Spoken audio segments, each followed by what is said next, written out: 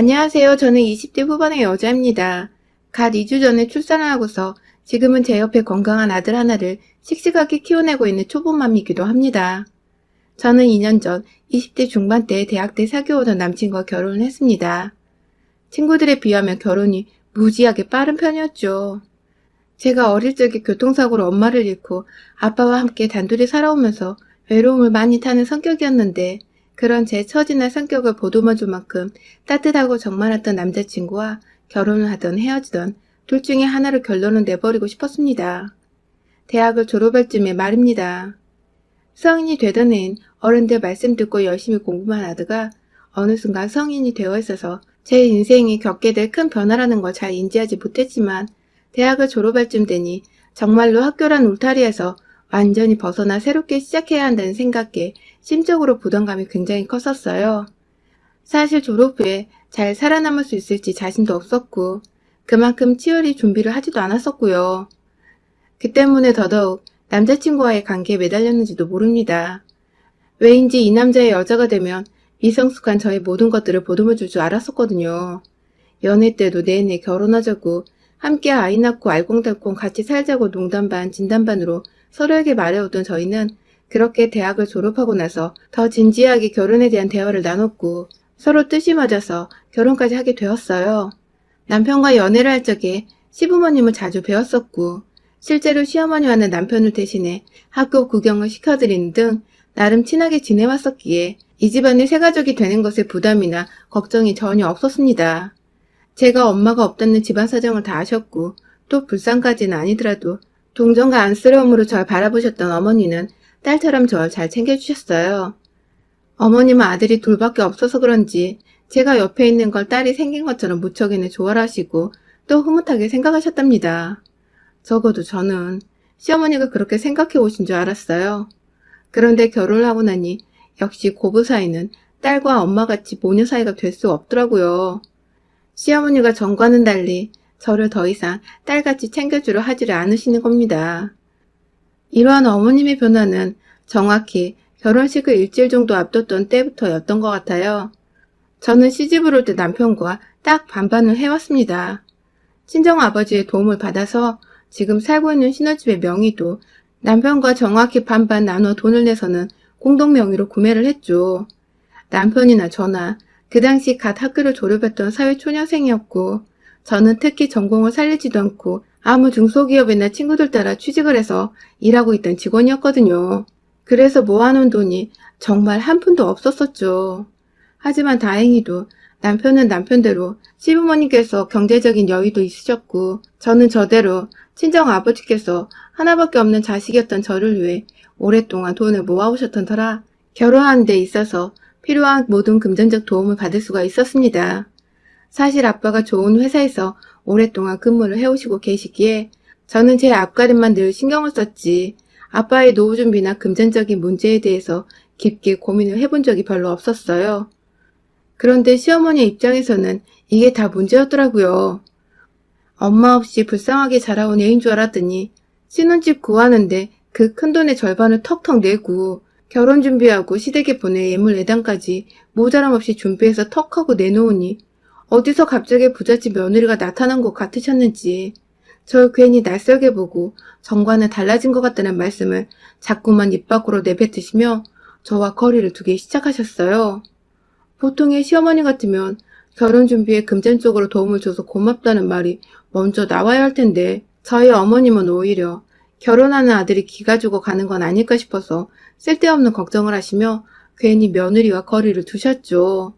그래서 전 잘해놓고도 욕을 먹는 것 같아서 괜히 기분이 찝찝했어요. 아빠는 아빠대로 시댁에서 좋아하지 않으시냐며 돈이 더 필요하면 언제든지 말만 하라며 뿌듯해하고 계신데, 정작 저희 시댁, 아니 시어머니는 반은도 시큰둥하고 오히려 불쌍해 보이던 애가 알고 보니 부잣집 딸내미였다고 사기를 친 며느리 마냥 쳐다보시니 이 오해를 어찌 풀어내야 할지 까마득했죠. 그래도 저 좋아해주고 챙겨주는 남편을 바라보며 즐겁게 결혼식을 마무리 지었는데요. 신혼집에 들어가면서부터 본격적으로 시어머니와 약간의 트러블들이 생기기 시작했어요. 아파트값이 오를 거라며 투자하는 셈 치고 처음부터 넓은 평수대로 골랐는데 둘이서 살 집이라 그런지 집이 무지하게 크게 느껴졌죠. 새 아파트는 아니어서 기존 집의 인테리어 시공까지 싹 다 새로 했고, 너무 정신이 없어서 가구들은 결혼식을 치른 후에 남편과 함께 돌아다니며 하나씩 채워가기로 했는데요. 막상 살다 보니 당장에 필요한 것들이 너무 많은데 둘 다 직장을 나가야 해서 가구를 볼 시간이 주말밖에 없더라고요. 그 와중에 남편은 결혼식에 신혼여행까지 몸 쓸 것들이 많아서였는지 몸살이 크게 나는 바람에 주말 동안 내내 침대에 알아 누워 있었고, 결국 저는 밤새도록 남편 간호를 하다가 급한 대로 혼자 친정 아버지께 연락을 드려서 가구를 보러 다녔습니다. 가구 살 때 필요한 돈은 결혼 준비한다고 남편과 반반 모아놨던 돈으로 해결했고요.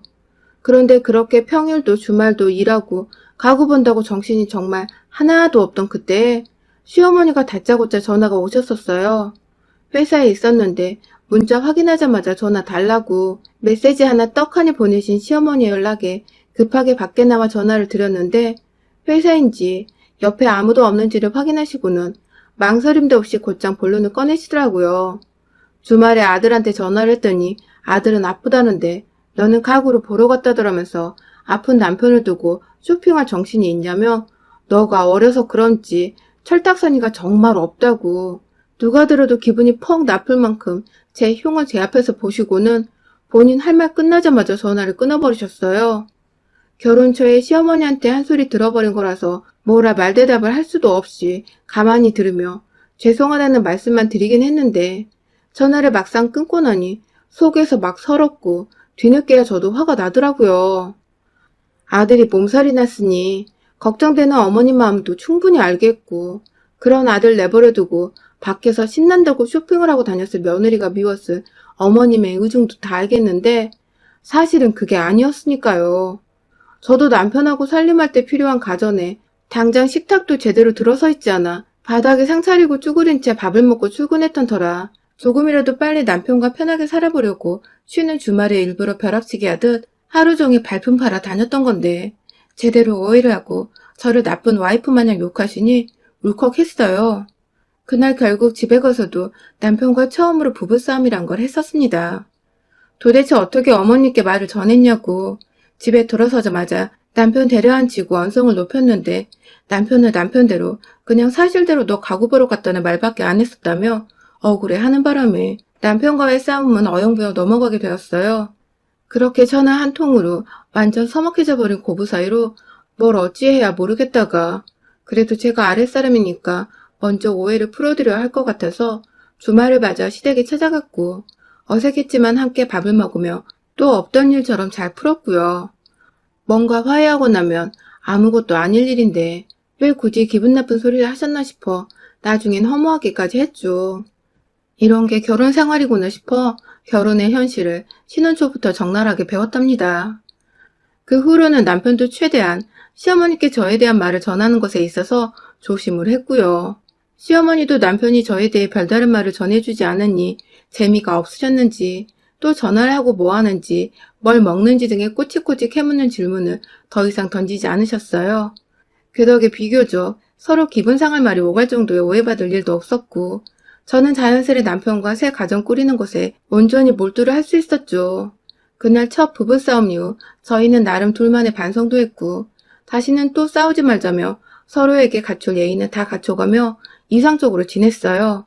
둘 다 직장인이다 보니 번갈아 가며 청소도 하고 평일엔 바쁘니까 대충대충 해먹었지만 주말이 되면 각 잡고 먹고 싶은 거 서로에게 차려주면서 지금 되돌아봐도 너무나 사랑스러울 정도로 잘 지냈어요. 그런데 이게 또 시어머니 귀에 어찌어찌 들어가 버렸어요. 그냥 안부 전화 나누다가 자연스레 오늘은 내가 와이프 좋아하는 음식을 해줄 거라며 남편이 좋게 얘기를 드렸는데 그 소리에 시어머니는 네가 밥을 차리고 있는 거냐며 대바람 화가 나서 또 오해를 해버리신 겁니다. 이쯤 되니 오해가 아니라 그냥 제가 계속 안 입고 와서 밉던 와중에 뭐 하나 걸리기만 해봐라 하는 심보였던 것 같은데 그때만 해도 저나 남편이나 둘 다 어른을 대하기 너무 어려서인지 시어머니 화에 잔뜩 쫄아서는 또 죄송하다는 말만 계속해서 드려야 했죠. 회사에 있는 저한테 또 저번처럼 연락이 오셔서는 아무리 요즘 애들이라지만 밖에서 일하는 남편 밥을 와이프가 차려주는 게 내조라면서 그래야 남편이 밖에서 일을 더 잘하고 돈도 잘 벌어오는 거라고 훈육을 하셨어요. 처음엔 훈육으로 끝나는 줄 알았는데 결국 자기 분에 못 이겨 씩씩거리더니 끝에서 목소리가 잔뜩 격양이 되어 수화기 너머로 쩌렁쩌렁 목소리가 울릴 정도로 화를 내셨습니다. 이래봤자 200도 못 벌어오는 애가 직장에 생색을 내는 거냐며 급기야 제 직업과 월급을 비하하기까지 하셨어요. 태어나 처음으로 들어보는 모욕이었습니다. 전화를 끊고서 한동안 눈물이 흘러나와 사무실에 곧장 들어갈 수도 없었어요. 결국 집에 일이 생겼다는 핑계를 대며 반차를 썼고 그날 집에서 남편이 올 때까지 정말 펑펑 울었어요. 엄마가 안 계셔서 시어머니 흉을 볼 사람도 없고 내 고민 상담을 해줄 어른이 안 계시니 서러운 마음에 눈물이 멈추지 않았던 것 같아요. 그 바람에 퇴근하고 집에 와서 제 꼴을 본 남편은 덩달아 놀랬고 다시금 시어머니로 인해 이 지경이 된 걸 알자 직접 시댁으로 찾아가더라고요. 다음날 퇴근도 해야 하는 사람이 한참을 시댁에 있다가 12시가 거의 다 되어서야 다시 집에 들어왔는데 뭐하다 왔냐고 물어보니 이제 엄마가 연락할 일 없을 거라며 절 토닥거리며 안아줬어요. 가서 시어머니랑 아주 한바탕을 해버렸나 보더라고요. 중간에서 남편이 정리를 잘해준 덕에 시어머니는 정말 또 연락이 한동안 없으셨습니다. 저희가 명절이 찾아와 시댁에 찾아가기 전까지 거의 반년이 넘도록 왕래가 한 번 없었죠. 다행히 제사가 없는 집이라 명절에도 아주 잠깐 인사를 드리고 곧장 집으로 돌아왔고요.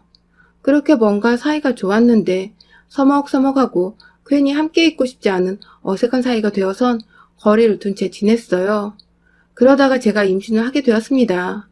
별로 힘들 건 없었지만 중소기업은 언제든 재취업이 가능할 거란 생각에 임신과 동시에 직장을 그만뒀고요. 남편의 든든한 도움으로 임신 초기에 태교를 하는 것부터 입덧이나 먹고 싶은 음식들까지 큰 어려움 없이 해결을 했습니다. 첫 아이라 그런지 남편도 우리 사이에 무언가 연결고리가 생긴 것 같다며 매일매일 아빠가 되는 것에 설레어 있고 보다 제가 긍정적인 마음으로 태교에 전념하도록 시어머니와의 연락은 더욱 철저하게 차단을 시켰어요. 그래봤자 저녁이 되어 혹여나 시어머니가 연락 오시면 몰래 안방에 가서 전화를 받는다든지 저한테까지 전달하지 않고 알아서 전화를 끊어버리는 정도였지만 그것만으로도 저는 무척이나 만족스러웠습니다. 시어머니 목소리만 들어도 저한테 바락바락 화내던 과거의 모습이 오버랩되며 심장이 벌렁벌렁 거렸거든요. 저한테도 아이한테도 시어머니 목소리는 안 듣게 하는 게 최선이라고 생각을 했죠. 그래도 며느리니까 중간에서 아무 잘못 없는 시아버지께는 일부러 출근하신 시간에 전화를 드려서 안부를 묻곤 했고요. 그러다가 드디어 출산을 했습니다. 친정아빠와 남편, 이 두 사람의 응원 속에서 아주 건강하게 아이를 낳았죠. 애가 벌써부터 효자인 건지 가장 긴장하고 무서웠던 출산의 고통도 그리 오래 겪지 않았고 2시간 정도 만에 순산을 해버렸죠.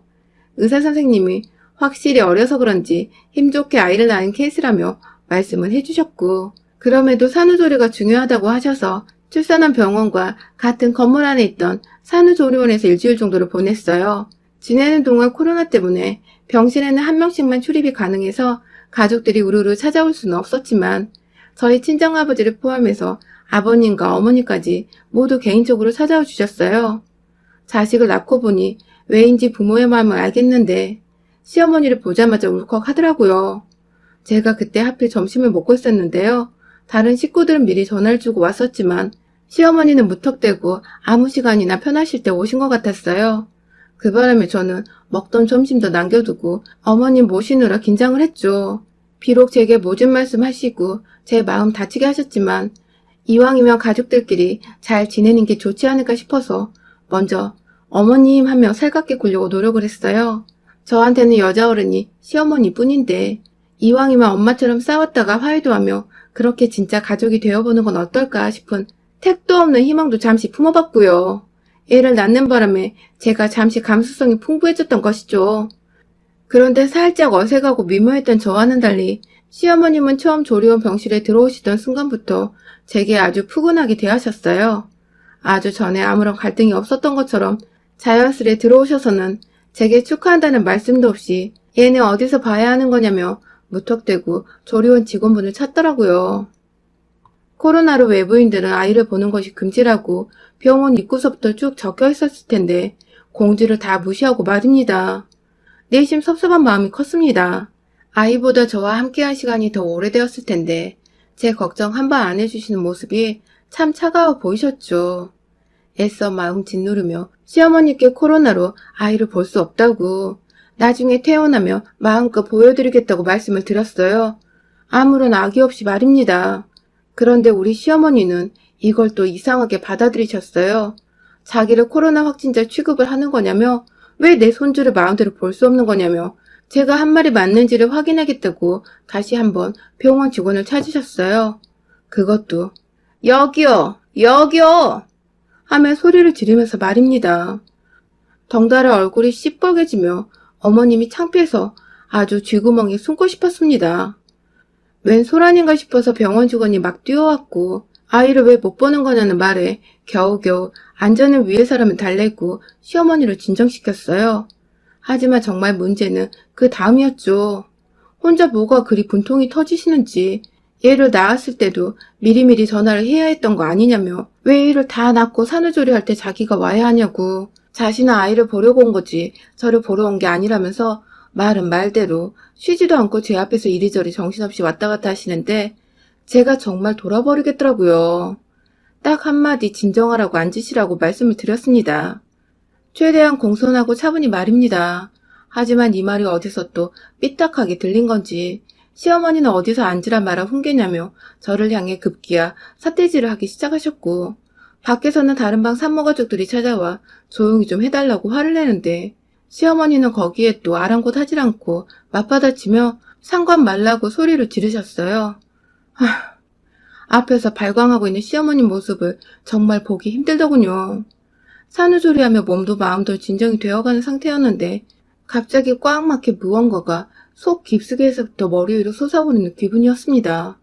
그리고 결국 저는 먹던 조리원 식판을 들어올려 내용물을 모두 시어머니께 던져버리고야 말았습니다. 참다 결국 제 몸이 못 견디고 화를 표출해내고야 만 것이었죠. 산후조리에 좋다는 소고기 가득 들어간 미역국에 새우볶음과 나물무침, 그리고 몸매 관리하라고 옆에는 두부 샐러드까지 놓여져 있었는데요. 밥 한 공기에 든 쌀 한 톨까지 남김없이 제 손 하나로 들쳐올려 앞에 계시던 시어머니를 향해 확 던져버렸어요. 차마 식판은 폭력적인 것 같아서 던져버리진 않았고요. 졸지에 몸에 좋다고 조리원에서 만들어준 음식으로 자기 몸에 테러를 당한 시어머니는 그걸 다 맞아가는 동안에도 놀라셨는지 외마디만 하며 내뱉으셨고, 그 꼴에 제 방을 찾아왔던 직원이 놀라 남편을 부르고 저를 말리면서 상황이 종료가 되었어요. 뭐라 말을 못하고 멍하니 자기 꼴을 인지하던 시어머니는 직원의 손에 끌려나가셨는데 그런 시어머니 뒤통수에 대고 시원하게 말했습니다. 당신하고는 절대로 사이좋은 고부 사이로 안 지낼 테니 앞으로 각오하시라고 말입니다. 그 말에 시어머니는 또 난동을 피웠다 또 이렇게 며느리한테 음식물 투척을 당할 수 있을 거라 생각하셨는지 뒤도 안 돌아보고 도망치듯 제 발로 뛰어나가셨어요.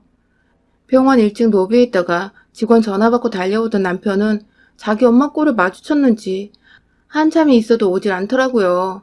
그러다 저녁 늦게가 되어서야 저한테 와서는 미안하다고, 그냥 미안하다고 꼭 안기더라고요. 나중에 알고 보니 직원분께서 제 병실로 오던 남편을 따로 불러내 시어머니가 무슨 행패를 부렸는지 다 말해줬다고 하더군요. 덕분에 남편과는 오해 없이 있었던 일에 대해 속을 털어놓을 수 있었고, 남편은 자기가 죄인이라며 애 낳고 못 볼 꼴을 당하게 한 것 같다며 퇴원할 때까지 내내 미안하다고 사과를 했습니다. 아무래도 시어머니와는 좋은 관계를 유지하기가 힘들 것 같아요. 며느리한테 그 꼴을 당한 시어머니도 제 얼굴을 못 볼 거고 저는 저대로 다신 그 꼴을 보고 싶지 않거든요. 화목하고 엄마 같은 시어머니를 두지 못하는 게 좀 아쉽긴 하지만 정말 그간 제 속을 건드리고 울컥하게 만들었던 거 생각하면 다시 돌아가도 몇 번이고 시어머니를 홍군형을 내줬을 겁니다. 막 결혼해서 시어머니한테 제대로 된 대접도 못 받고 사는 며느리분들 절대 참지 마세요. 참으면 저처럼 뒤늦게야 펑 하고 화가 터진답니다. 뭐 결론은 해피엔딩이지만 말입니다. 여러분의 생각은 댓글로 남겨주세요. 오늘도 시청해주셔서 정말 감사합니다.